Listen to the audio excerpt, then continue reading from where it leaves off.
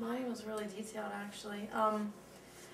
My spirit guide, her name was Anna, and she was an older woman. Her hair was kind of pulled back, but she looked like she had little, like, colorful little flowers here. Her hair was like a grayish color, and she had like a really detailed face. She had high cheekbones. She was just really pretty. She was wearing white. When I walked down the path, and you said that each path will represent how many lives we had, there were 7. And I wanted to know if I shared a life with a certain person, so when you just said that, if you wanted to know that, just picture, you know. So I took the 3rd path. And when I took the 3rd path, it was 1791. I got an exact date on that. Wow. 1791. And when I went to that place, I was in it was like an old looking farm. But it was a lot of grass, but really short grass. There was nothing really pretty about it. I was kind of wearing like scrubby clothes, but I was like a really pretty girl. I think I got the impression that I was anywhere from like 19 to 20, and Korean. I think it's Korean. That's what I kept like feeling, it was Korean.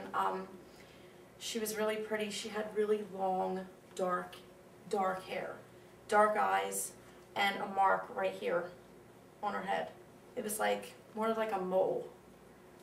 I got the feeling of loneliness. There was nobody around me everywhere I would look. And then when you told me to go further into the future, I was with a guy, and this is the guy that I wanted to know if I shared the life with. When you said about the eyes, like look into the eyes and they'll kind of look the same. Yes.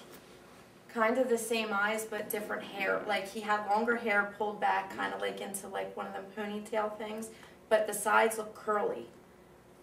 His name was Stu, and her name was really weird. I've never heard this name in my whole life. My name before was Keena.